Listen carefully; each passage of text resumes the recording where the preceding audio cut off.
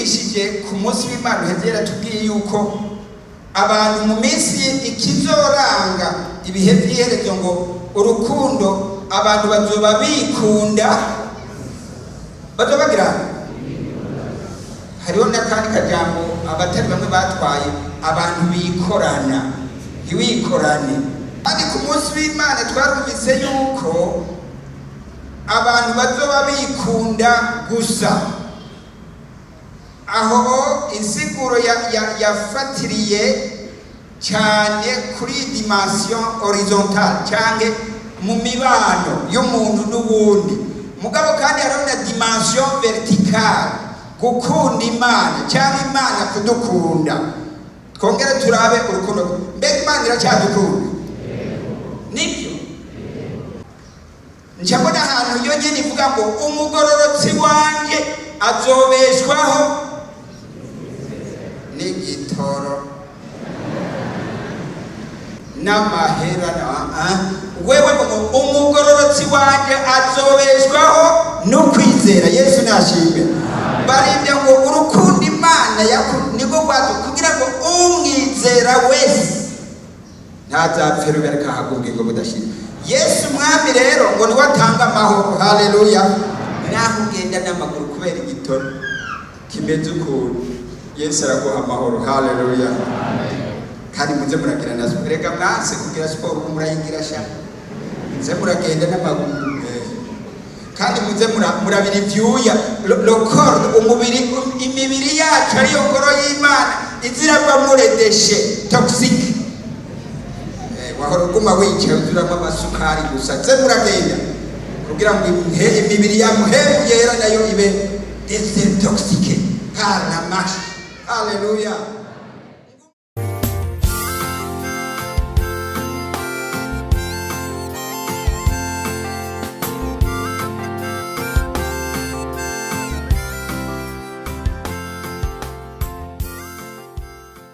Amahoro y'Imana bane namwe mwese.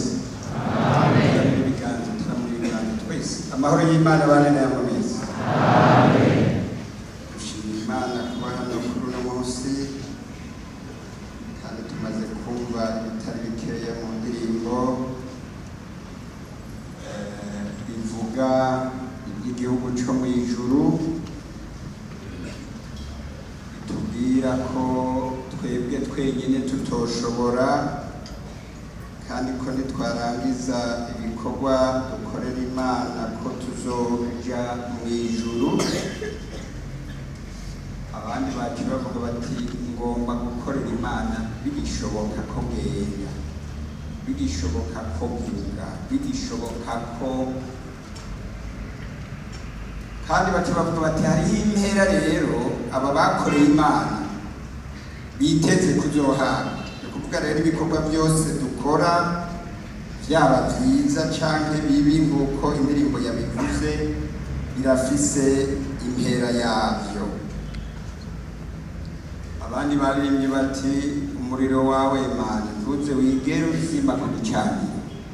Baravuga hirya no hino ko uwo muriro watanguriye muri bariya ba kera ujyanye mu batuzaniye ubutumwa.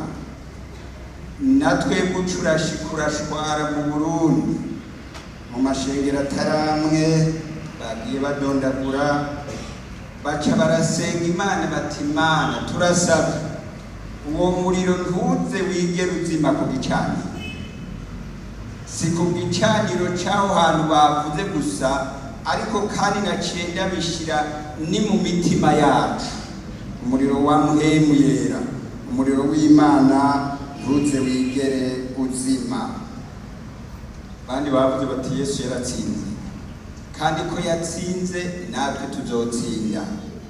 Satani arashobora kurwana, arashobora guteza ibibazo bitari bimwe, ariko kandi muhemu yera w'Imana nawe aca agenda dufasha. Hanyuma ku iherezo uko Yesu yanesheje natwe tuzonesha. Yesu nashimwe. Indirimbo yavuze ngo Yesu est vivant. Yesu ni muzima ibihe byose kandi yakoze ibikorwa bikomeye. Yahebye ubwiza bwiwe, yiyamika cyangwa yikorera cyangwa yishyira ko ibyaha byacu kandi ngo ahora ari umwizigirwa. None umunsi Yesu ni umwizigirwa, naho ibintu byohinduka ariko Yesu wewe ahora ari umwizigirwa. Naho ibibazo rero byoba umurengera, Satani mva imbere ndakobeje urugendo ruja mu ijuru. Hanyuma Yobu rero urumva yashikiwe n'ibintu bitari bikeya, ariko wewe ngo yagumye ku Mana. Amen.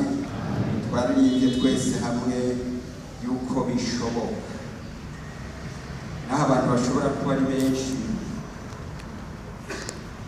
Hariho bamwe bazinjira, hariho bamwe bazokomanga ku rugi, abandi baza bahawe ikaze aho bateguriwe. Umuririmbyi aravuga ati mbega none wewe uzobayo? Arongera yibaza ati mbega jeho nzobayo? Uga ku gitero cya nyuma aho kuba kabaza havuga ngo wewe uzobayo ni kibazo, mugabo kuri jewe nzobayo ni point d'exclamation, j'affirme ndemeye ko jewe nzobayo. Hanyuma w'igiswahili aravuga ati nilipofika Golgotha nikaiona wazi neema yake kubwa. Golgotha ni umusozi umwe hariya muri Israeli, ariko Calvary, ariko twebwe abamaze gushikayo mugasi siyo baboneye ubwo buntu. Hariho rero ahandi hantu twebwe abahani Bujumbura cyangwa i Burundi tuva mu mashengero atandukanye, hariho ahantu twashitse turabona tuti ubuntu bw'Imana ni bunini cyane. Muri ibi bihe hariya mu mashuri,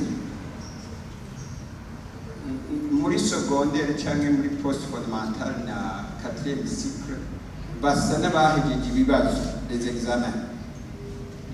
Benshi bahejeje kuwa gatanu n'abahejeje imbere, mugabo muri primaire muri 3e cycle ngira ngo bazoheza muri iriga baracyabandanya bobo. Mu makaminuza bashitse ku myanya itandukanye, hari bari muri stage, hari bari muri master, hari bari muri 2e session, hari bari mu vyigwa. Mugabo muri ibyo bihe byose nagomba mvuge kuri iki gihe cyitwa revision cyangwa isubiramo. Reka basi tubizane aha mu ishengero kuri uno munsi ko twumva ijambo ry'Imana. Birakwiye ko natwebwe tuza turagira isubiramo, tumenye tugezehe, ibyacu bigezehe, kuko hatagiye haraba isubiramo. Iyo hagenze ikibazo rero abatari bamwe bagira ingorane, abanyeshuri barabizi. Periode de revision rero irakenewe. Ejo narahantu turi kumwe n'abantu tuvugana iby'ijambo ry'Imana, hanyuma rero ndabaza ikibazo. Hari indirimbo dukunda kuririmba twese, reka natwe tuyice ku igitero kimwe turaba, ya 93. Fata igitabo cy'indirimbo, mu ndirimbo zo guhimbaza Imana. Abafise ibitabo by'indirimbo shira hejuru ndani. Abafise ibitabo, okay. Shira hejuru. Sawa, okay. Nari hanze ndabona. Hajya 93. Dusome, turirimbe kijya gitero cyane. Tugire revision, twiyibutse, twongere dufurure. Yesu ndakigukuse,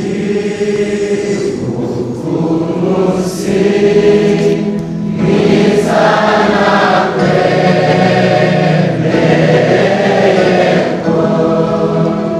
ari wewe Mana yanje,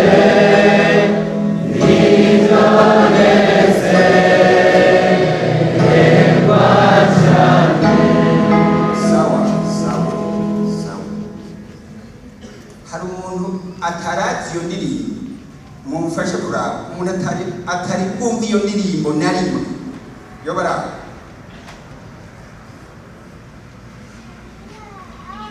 muramfasha kuraba mwebwe ndabona amaboko abiri hariya hari n'ukundi hariya atatu sawa murakoze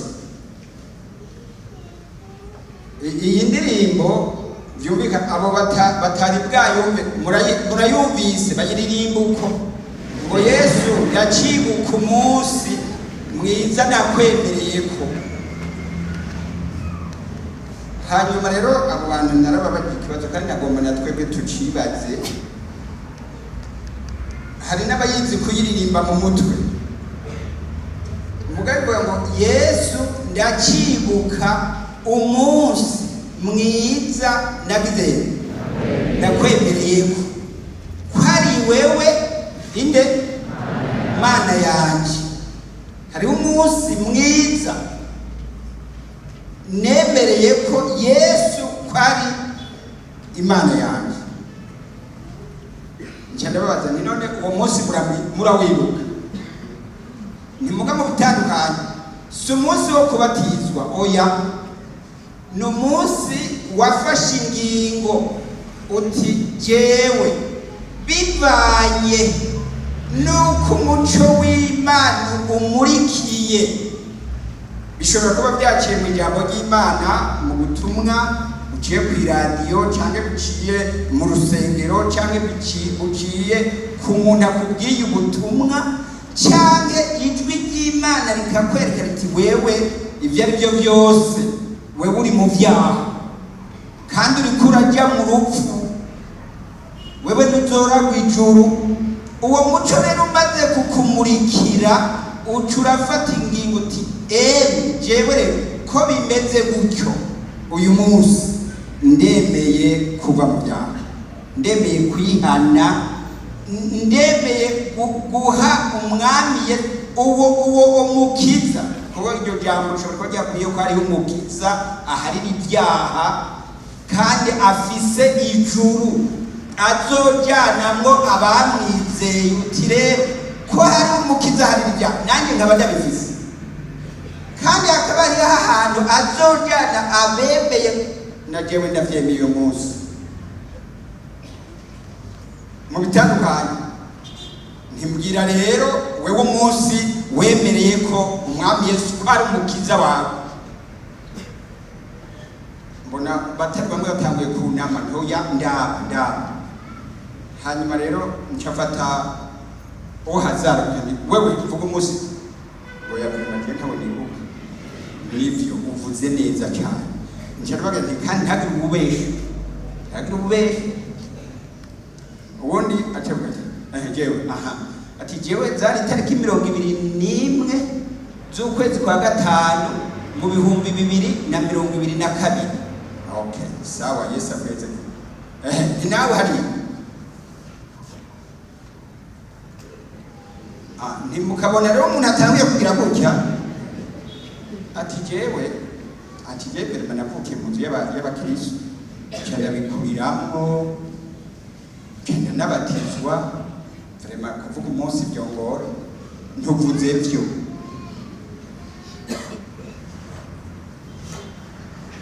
Turiko tugira revision. Umunsi wafashe ingingo uti jewe ndihanye ibyaha ndakiriye Yesu nk'umwami n'umukiza nijyana. Munyishure sinobabaza mwebwe muri benshi sinoshobora kubabaza, mugabo uvyibuke Yesu hari umunsi mwiza nakwemereye kuri Imana yanjye. Kubw'ibyo nezerwa cyane tugace twisho ngo mpimbaze siko turi icyo ni cyane. Icyakabiri nje ndabaza ni okay muri ngaha mwebwe mwese ninde atari mu ishengero rya Pentecote? Mumbabare singira ndabasohore muhato kugira ubwoba yo Mana yanjye bagira badusohora oya sindabasohora namwe.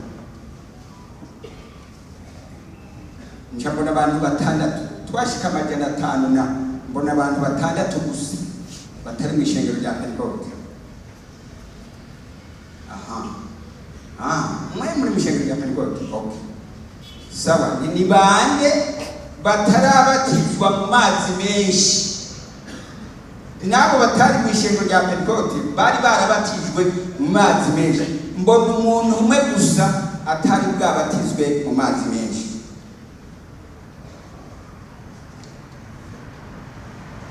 Nibaza ko igice kinini hano twabatijwe mu ishengero rya Pentekote kandi mu mazi menshi. Hariho n'abandi mushobora kuba mwarabatijwe ahandi kandi mu mazi menshi. Muga kandi birashoboka ko hariho abandi batabatijwe mu mazi menshi, babaye asperge, basutswe kwa amazi makeyi, bababwira ngo murabatijwe. Oya, ijya immersion na aspersion si kimwe. Mu ishengero rya Pentekote rero kimwe hari byizerwa, hari inyigisho z'urufatiro zitari nke, mugabo kimwe mu byo ni ubutatu bwera bw'Imana. Muri ubwo butatu bwera bw'Imana baravuga ku byamwemu yera n'ingabire ziwe n'ibyamwa byiwe. Hanyuma rero usomye mu gitabo cy'ibyakozwe n'intumwa biragaragaza ingene ku munsi wa Pentekote abantu bari bakoraniye ahantu hamwe, bumvise igihinda, hanyuma rero ngo umuyaga mwinshi uca wuzura inzu barimwo. Hanyuma rero ngo ibirimi byigabanije nk'iby'umuriro biboneka ku muntu wese, baca buzuzwa mpemu yera. Buzuye rero Bibiliya ivuga ngo baca batangura kuvuga indimi nshya nk'uko mpemu abahaye kuzivuga. Ishengero rya Pentekote rero usomye mu gitabo cy'Itanguriro 6 ku murongo wa 3 ntitwasomera hapo. Imana iravuga iti mpemu wanje ntazo bandanya gushishikara anyinyurana n'umuntu. Muga mu gitabo cya Yoweli hacavuga ngo mu minsi y'iherezo nzosuka. Bibiliya ivuga ngo nzotanga, oya nzosuka mpemu wanje ku bari n'umubiri bangahe bose. Muri icyo gitabo cy'ibyakozwe n'intumwa, aho ni muri Yoweli 2 uhereye kuri 28, mu byakozwe n'intumwa 2 guhera kuri 18 kumanuka 4, Bibiliya ivuga ngo bose buzuzwa mpemu yera. Tugaruke rero mu ishengero rya Pentekote. Kandi Imana, urumva Imana yarasezeranye, kandi duhora turirimba ngo icyo Imana yasezeranye kizogira kizosha. Kandi ngo Imana ntibesha, niko birivuga. Ikibazo rero ni icyambere, Yesu yacibuka umunsi mwiza nakwemereye. Ikigira kabiri, uri mu ishengero rya Pentekote, none ko Imana yasezeranye kandi ko izosuka mpemu wayo ku bari n'umubiri bose, kandi ngo mu minsi y'iherezo, kandi hari i Yerusalemu byarashitse byarabaye. None wewe nk'uwo mu ishengero rya Pentekote ubivuga kwiki? Na wewe utari wo mu ishengero rya Pentekote, wewe w'umushitsi, wewe utari bwana byumve, birashobokaga. Ega naheriya hari ahantu muri Efeso cyangwa hariya muri Korinto, hari abantu batereka ibyo uvuga twe nitwari bwana byumve kurura. Ndakubwiye wewe uri mpemu yera yaratanze. Haleluya. Imana yarasezeranye ko izosuka mpemu wayo ku bari n'umubiri bose, kandi isezerano n'iry'abana ba n'iry'abari kure bose ni twebwe. Yesu nashimwe. Indirimbo y'amajana 259 igice cya nyuma kivuga ngo tukiririmbe nacyo neza. amajana 259.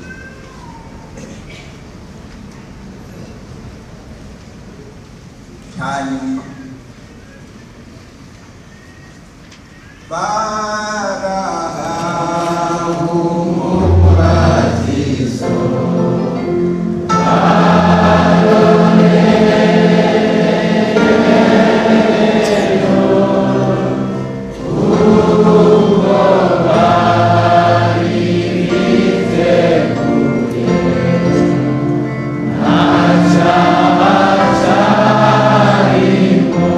barahawe umubatizo barorereyeyo abandi none wewe na jewe bimeze gute? Dusome hariya mu butumwa bwiza ngo bwanditswe na Matayo igice cya 24.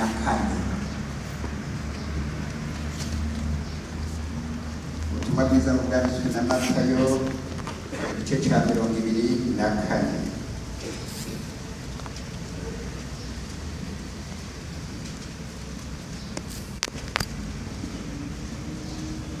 Mwahabonye Matayo 24. Yesu arasohoka ava mu rusengero,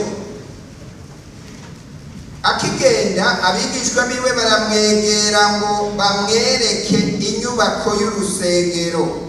Arababwira ati ntimubona ibyo byose? Ndababwira ukuri, aha ntihazosigazwa ibuye rigeretse ku rindi ridasamburiwe hasi. Yicaye ku musozi wa Elayono, abigishwa biwe baramwegera bihereranye, baramubaza ati tubwire, ibyo bizobaho ryari, kandi ikimenyetso kizoba iki cy'ukuza kwawe n'ic'umuhero w'isi?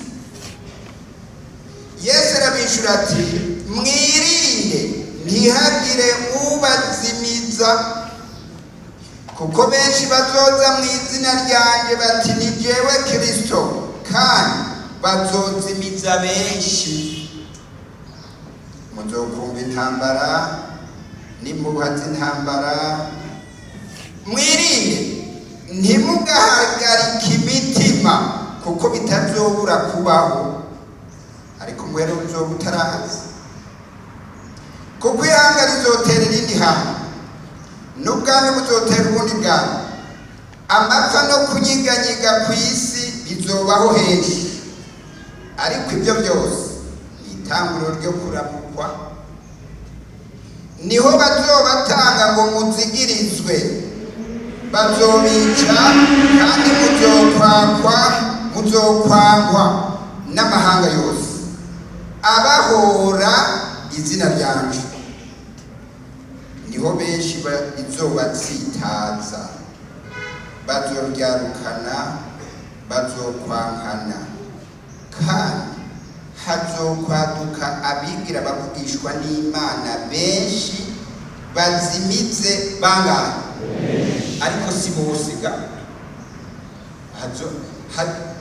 Hariho mu ndirimbo twaririmba ngo hariho bamwe.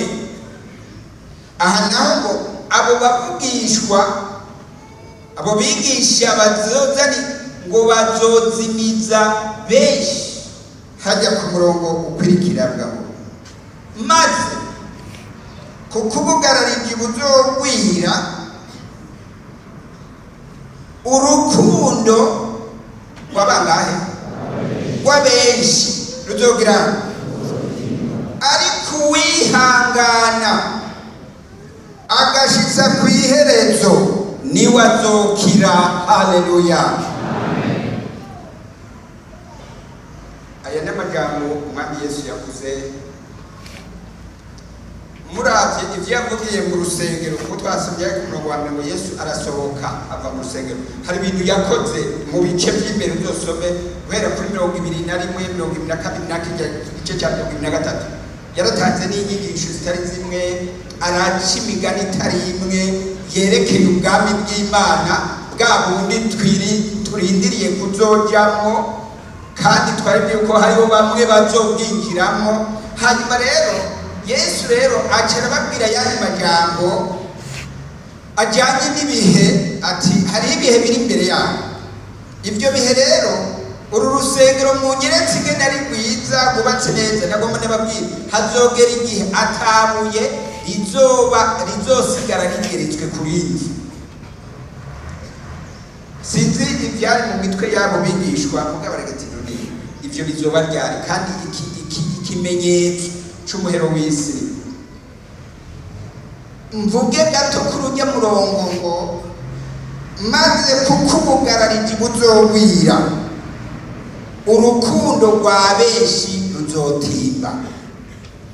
Ngomba rero tugire reviziyo, kandi urukundo rwacu n'Imana rugeze rushitse uburungana gute? Abaririmbyi ba korali ya mbere baraje kuturirimbira ko urukundo rwacu n'Imana ntirugira akagero, kandi ngo niko rwatumye itanga umwana wayo n'ibindi n'ibindi. Uwatwigishije ku munsi w'Imana hezera tubwiye yuko abantu mu minsi ikizoranga ibihe by'iherezo ngo urukundo abantu bazoba bikunda, bazobagira. Hariho n'akandi kajambo abatari bamwe batwaye, abantu bikorana, ntiwikorane. Benshi naho bisagara wewe wikorane mugabo ni ngaha ntiwikorane. Urukundo rw'abenshi ruzotimba kuko ubugarariji buzoba bwagwiriye. Kandi ku munsi w'Imana twarumvise yuko abantu bazoba bikunda gusa.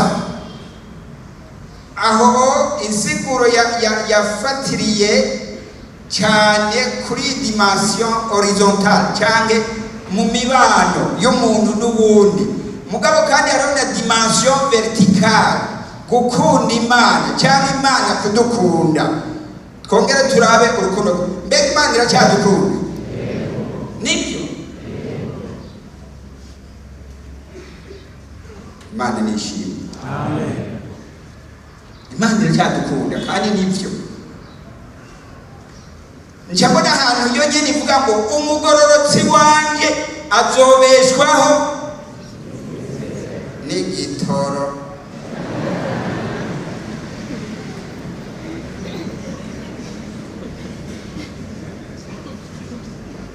N'amahera wewe umugororotsi wanje azobeshwaho no kwizera. Yesu nashimwe. Barinde ngo urukundo Imana niko kwazo kugira ngo umwizera wese ntazapfere bereka hagubwe ngo budashira. Yesu mwami rero ngo ni watanga amahoro. Haleluya. Naho ugenda n'amaguru kubera igitoro kimeze ukuntu, Yesu araguha amahoro. Haleluya. Kandi muze muragira na siporo. Reka mwase kugira siporo murayigira sha, muze muragenda n'amaguru, kandi muze murabira ivyuya. Lokord umubiri, imibiri yacu ariyo ngoro y'Imana izirava muredeshe toxic. Wahora uguma wicaye uzuramo amasukari gusa. Muze muragenda kugira ngo imibiri yamuhemu yera nayo ibe detoxique kana mash. Haleluya. Umugororotsi wanje azobeshwaho n'ukwizera Imana. Rero naho ibi bimeze uko, Imana iracyadukunda.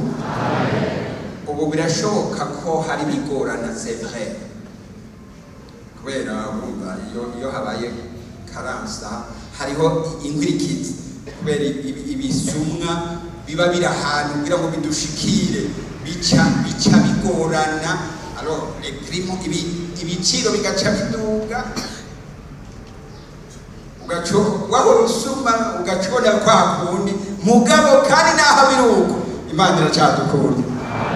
Muraba ukuntu musa. Yesu nashimwe. Ubwo rukundo rw'Imana rero idukunda, natwe turabe rero utwebwe kuko se bilateral ni Imana idukunda, muga natwe dukwiye kuyikunda. Haleluya. None ubwo iwacu rugerahe? Narababwiye abantu bamwe umviriza rero, mu muragerageza muragerageza muze murahagarara kwibarabara oya bandanye ugenda ibyo guhagarara ngo igikorwa nawe muba mwasezeranye ko guhari akarabuka guhaye Imana imuhezagiye.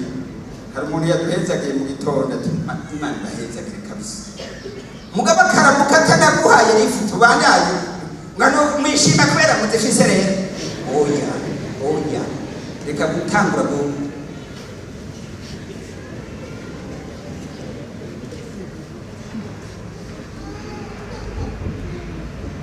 muri iyo minsi kubera umugarariji buzongwira urukundo rw'abenshi ruzotimba na benshi mugabo rw'iwawe rukwiye kwambishira. Haleluya.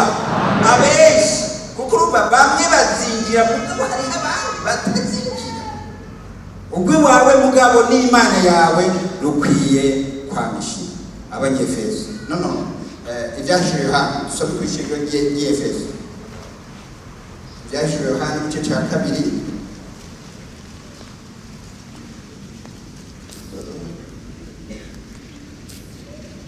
turasoma guhera ku murongo wa mbere.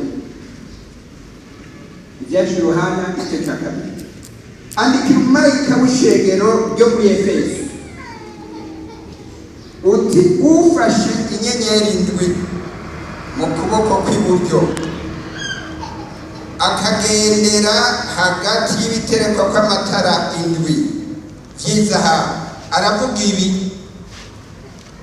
ngo ndazi ibikorwa byawe n'ubutame bwawe no kwihangana kandi yuko udashobora kwirengagiza ababi ariko wagenzuye abiyita intumwa kandi atari zo usanga n'abanyabinyoma kandi ugira ukwihangana wirengagije ibyo ugirirwa ku izina ryanje. Mwumvise ariya muri Matayo bavuga ngo bazobahama bazobica bazobanka babahora iki izina z'ukuri mubi. Hoya ibyo uko bohama kubera uri mubi ugira nabi ibyo ntibijyanye n'ibi twasoma. Abantu barashobora kukwanga kubera umeze nabi cyangwa ukora ibintu bibi mugabo ngo bazohama bazokwanga kubw'izina rya Yesu Kristo. Ntiwacobogora waragiriwe ibyo byose mugabo ntiwacobogora. Ndafite ukwihangana ku murongo wa 4 ariko mfite icyo mvugaya yuko waretse urukundo rwawe rwajyana. Urumva rero hariho urukundo ruzokonja ruzotimba ruzohora mugabo kandi hariho n'urukundo rwatawe rwararetswe. Urukundo rwa mbere rwararetswe. Efeso abo bizera bo muri Efeso bandikwa ngo by'ukuri bikorwa ndabibona kandi ukwihangana kandi uragira umukunuku muga kandi wewe vraiment ni wacoboye urashishikara. Dushima Imana ko tukiza mu rusengero rw'Imana tucyumva ijambo ry'Imana mugabo kandi birashoboka kubera ibintu kanaka umuntu urukundo rwiwe n'Imana ruriko rugenda ruhera rutimba. Ndifuza ko kuri uno munsi Imana yokongera ikarushusha rukongera rukavyuka rukongera rugakomera kugira ngo urugendo rubandanye neza. Nuko niwibuke aho wavuye wihane ukora ibikorwa nk'ibya mbere bya bikorwa by'urukundo.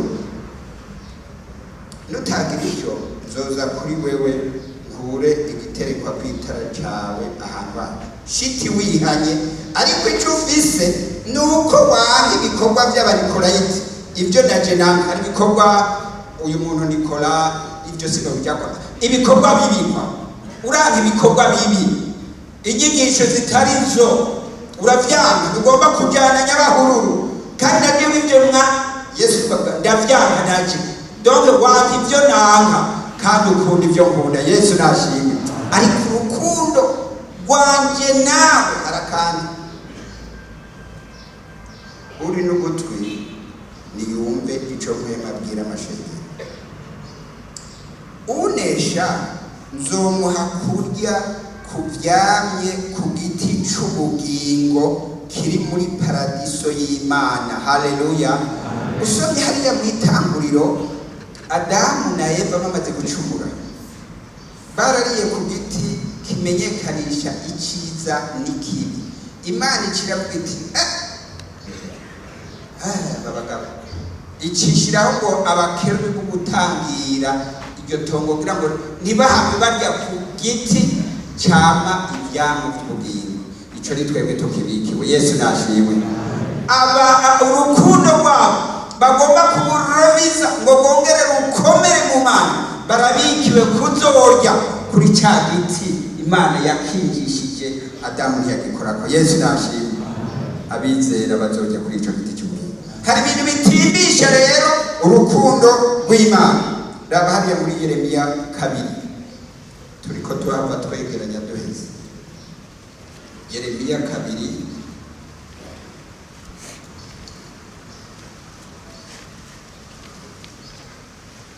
wavugishwa n'Imana. Yeremiya igice cya 2, isezerano rya kera.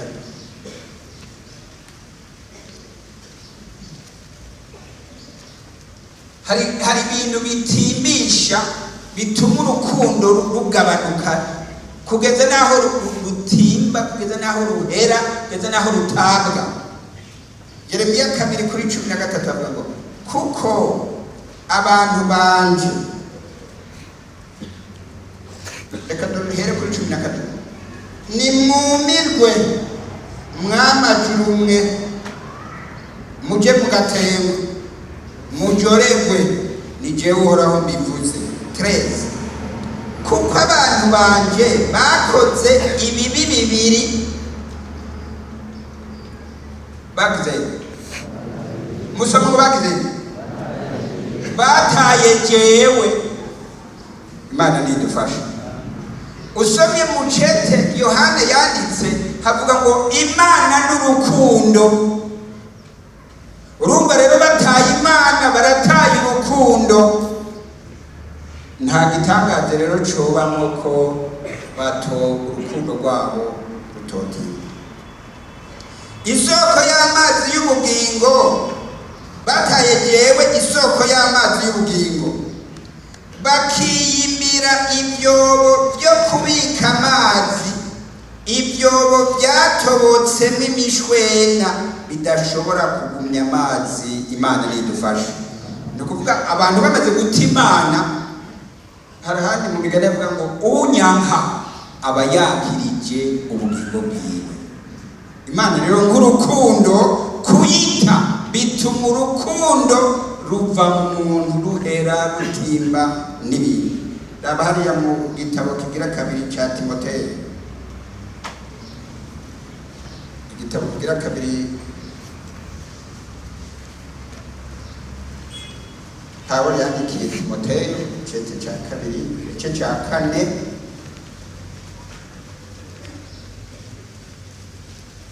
dusome hariya ku murongo wa 10.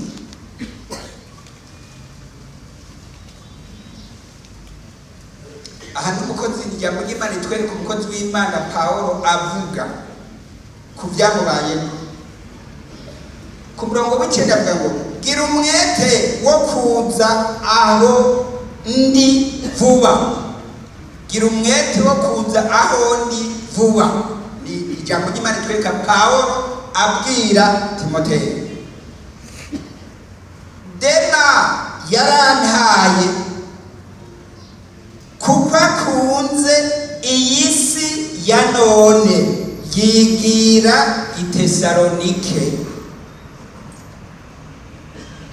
Ijambo ry'Imana riravuga ngo Yesu atanga itangazo ngo yemwe abarushe n'abaremerewe nimuze kuri jewe. Siko avuga none.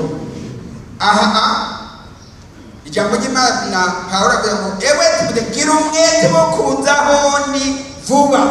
Ahandi muri Petero avuga ngo mwiyegereze Imana nayo izogira.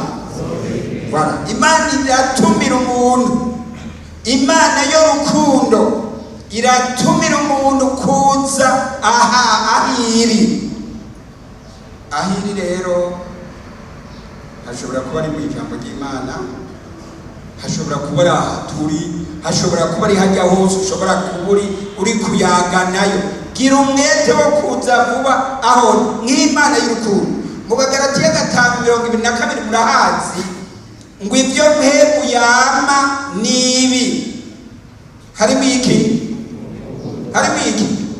ni ukuvuga rero mpemu Yesu yasezeranye ngo ninagenda nzosaba data abarungikire ubundi mwitsa, uyo ngo azobana namwe kandi azoba muri mwebwe. Haleluya! Iyo mpemu w'Imana rero muri twebwe, kw'ibyo yamara urukundo, natwe duca tugira urukundo, tugakunda Imana muga kandi tugakunda na bene data. Raba hariya icete cya mbere cyanditswe na Yohana igice cya 4.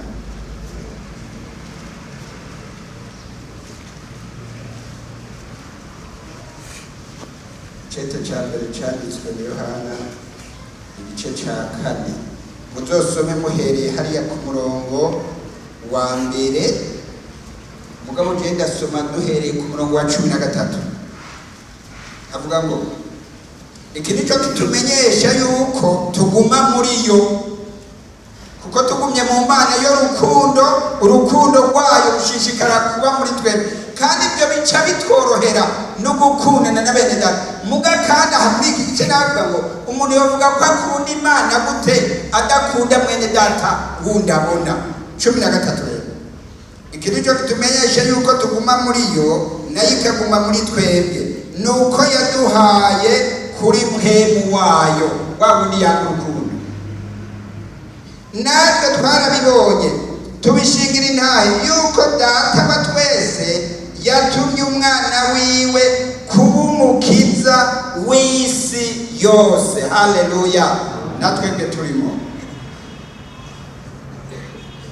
Uwatura yuko Yesu ari umwana w'Imana, Imana iguma muri we nawe akaguma mu Mana. Natwe twamenye kandi twizeye urukundo Imana idufitiye.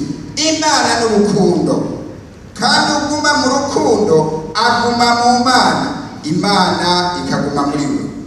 Ico nico kimaze guhingura urukundo muri twebwe, kugira ngo tuze dushire ubwoba ku munsi w'amateka, kuko kwari ariko turi muri iyi si nta bwoba buba mu rukundo, ariko urukundo ruhinguwe rusenya ubwoba, kuko ubwoba bugendana n'igihano, kandi ufise ubwoba ntarahingurirwa mu rukundo. Twebwe tugira urukundo kuko ariyo yabanje kudukunda. Umuntu niyavuga ati nkunda Imana akanga mwene data wundi aba ari umubeshi, kuko udakunda mwene data yabonye ntashobora gukunda Imana atabonye. Kandi dufise iki cyagezwe kuri yo, ngukunda Imana akunde na mwene data wundi. Imana nishimwe. Za dimension zibiri rero, horizontale et verticale, byose tubigira. Urukundo rw'abenshi ruzotinda, si bose rw'abenshi.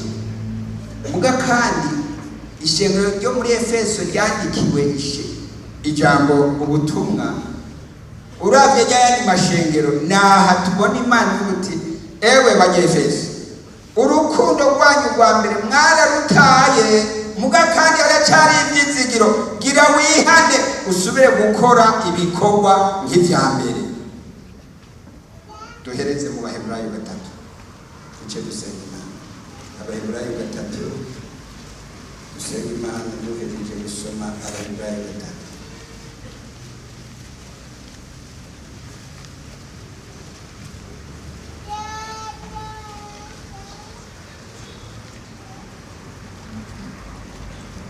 Guhera ku murongo wa 12. Bene data, nimwirinde ntihagire uwo muri mwebwe agira umutima mubi utizera umutera kureka Imana nzima, agati Imana agaheba Imana. Mwirinde ariko muhanurane uko bukeye bicitwa uyu munsi, ntihagire uwo muri mwebwe akomanazwa umutima n'uruhendo rw'icyaha, kuko twacitse abasangiye Kristo, namba tubangirije rwose, turashishikaye rwose ibyizigiro byacu twatanguranye gushitsa ku iherezo. Bikivugwa ngo uyu munsi aho mwumvira ijwi ryayo ntimukomanga imitima yanyu nk'uko mwayikomanaje mbere cyo kuratsa.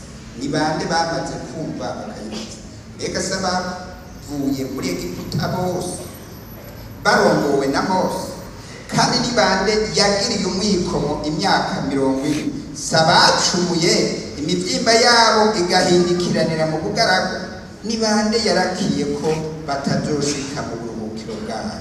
Sabatayumva, kandi tubona ko batashoboye kubushikamwo kuko batizeye Imana idufasha.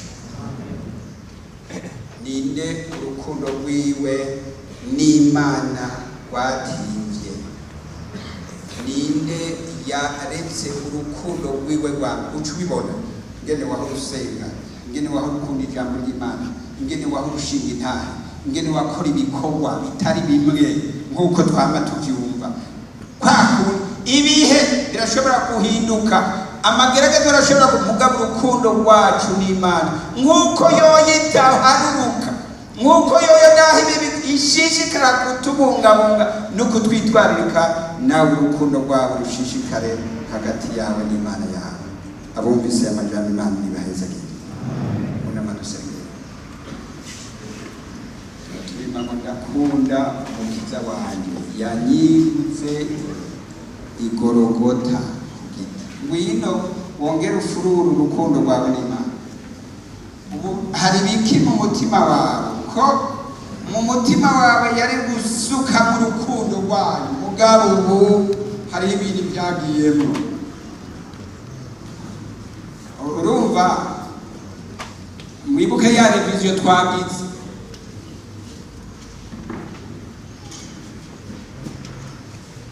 Mukiza numvise ijwi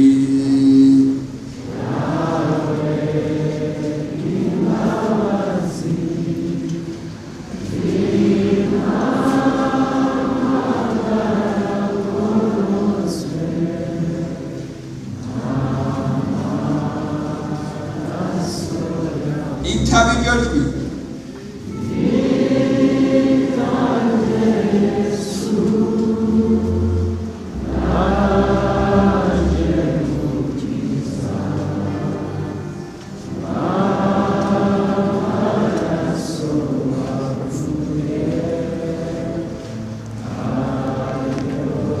Twebwe turagomba ko Imana itugirira ibintu, iduha ibintu, mugabo natwe ntitugomba kuyiha.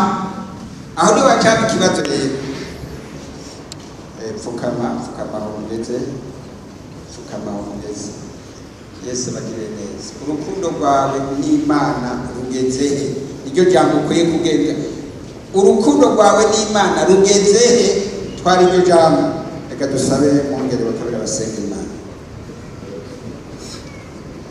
Mana yo mw'ijuru, turagushimiye ko udakoraniriza abantu bawe ubusa. Turagushimiye ko ijambo ryawe ryaje kuvura imitima iciye bugufi, ryatubereye icirore Mwana. Umuntu wese ariraba aho urukundo rwiwe n'Imana rugeze. Turagushima ko ijambo ryawe ryaje kutugirisha reviziyo muri uru rugendo turimwo, kugira ngo umuntu wese ahagarare ku munzane arabe ingene ibyo mu bugingo bwiwe byo mu rugendo vyifashe. Bariko barakongorera, bariko barakwaturira, bariko barakubwira ibyabagoye, kuko ntibihana ku mwana w'umuntu, bihana kuri wewe. Niwe bariko baraturira Mwana, kugira ngo bagirire imbabazi. Umusavyi we yaravuze ngo Mukiza sesa ngume ivyo nkora vyose, unyere kuko ni kose, kugira sinifata uko ntari. No munsi ijambo ryawe Mwami riratugendeye, uratugendeye mu ijambo ryawe. None hari umwene data yamaze Mwami gufata ingingo y'ukumaramaza Satani, yamaze kwiyemeza tuno munsi ndagomba yuko ibyo nagize amabanga ibinyuranye n'iki ijambo ry'Imana ringomba ko ibinyuranye n'ubugombe bw'Imana kuri jewe ndabisiga hano nyene munsi y'umusaraba kugira ngo numva amahoro urukundo rwa jewe n'Imana rwongeye kugwira. Urakoze mwana, urukundo rwatimvye wongere kurususurutsa, yumva urukundo gukunda Imana no gukunda bene data rubiragira mu bugingo bwiwe, kandi cubana ingomezi zo gukora ibyo ugomba. Abagiye mu ntege nke bagaruke, abaciye mu zindi nzira bakugarukeko, kugira ngo wongere ubahe ubugingo bunesheje, ubagire bazima. Satani niyaza gusubira kubosha nabi bamwangire, bavuge yuko biyemeje gukurikira Yesu no kumwumvira no gukunda Imana. Urakoze ko bahariye, urakoze ko ubejeje, uhoze iryo jwi mwami ryariko rirabagiriza ko ari abanyabyaha. Reba bizere imbabazi z'Imana bazakire, kandi urugendo wabatanguje barubandanye bazorusozera amahoro. Tubisabye mu izina rya Yesu Kristo umwami wacu, amen. Kubera Imana ikundana, hari ibyaha gusa kiza n'indwara. Umuntu arwaye ahagarara ahari. Kubera Imana ikundana, ntihari ibyaha gusa, ntikiza indwara gusa, n'iyindi mitwaro irashobora kuyigutura. Nawe ufise umutwaro atari indwara, ibyaha Imana yabihari. Wewe ufise uwundi mutwaro uhagarara imbere y'Imana ikundana. Kubera Imana ikundana, iratanga na mpemu yera, wa wundi ashishikara kuvomerera urukundo mu mitima yacu. Pastor Claude usenge Imana kubw'imitwaro abagwaye, Imana ibakize, abafise iyindi mitwaro Imana ibatabare, abakeneye mpemu yera bahabwe mpemu yera. Ntundengane mukiza